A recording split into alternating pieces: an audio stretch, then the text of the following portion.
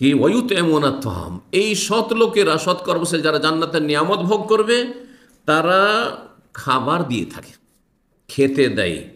আলা হুব্বিহি, সচ্ছল অবস্থায় নয় যে খেয়ে দিয়ে বেঁচে গেছে, বাসি হয়ে গেছে, বা বাড়িতে খেতে চাই না, যা দেখ কাউকে দিয়ে দে, না ওই রকম নয়। আলা হুব্বিহি, অথচ খাবারের প্রতি তাদের আসক্তি আছে, চাহিদা আছে।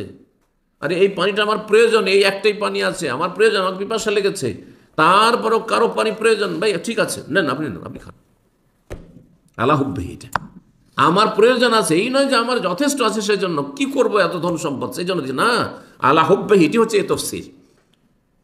আমার এই খাবারের সাথে মহব্বত আছে, আসক্তি আছে, এই টাকা পয়সার প্রয়োজন আছে, তারপরও সেই খাবার আমি আমার পেট কেটে, আমার ছেলে মেয়েদের পেটের অংশ, খাবার অংশ কমিয়ে তাদেরকে দিচ্ছি। ওয়ুতঈমুনা আত-তাআম আলা হুব্বিহি, কাকে? মিসকিনান, দরিদ্র অভাবীকে দেন, ও ইয়াতীমান, ইয়েতিমকে দেন, ও আসিরান, বন্দিকে দেন। বন্দি জরুরি নয় যে সে গরিব, কিন্তু বন্দিকে দিতে বলা হয়েছে। ইয়াতিম সবসময় গরিব থাকে না, তাহলে সর্বাবস্থা, তাহলে খাবার দাবার অন্যকে দেওয়া। যদি আপনি গরিবকে খাওয়ান তাতেও নেকি রয়েছে, আর সুখী লোককে, সচ্ছল লোককে, ভালো মানুষকে যদি খাওয়ান, সচ্ছল নেক মানুষকে খাওয়ান, তাতেও কিন্তু নেকি রয়েছে। খাবারের বিষয়টি এত ফজিলতের যে এখানে শুধু গরিবকে খাওয়াবেন এমন কথা নাই, কিন্তু নিয়তটা সৎ হইতে হবে।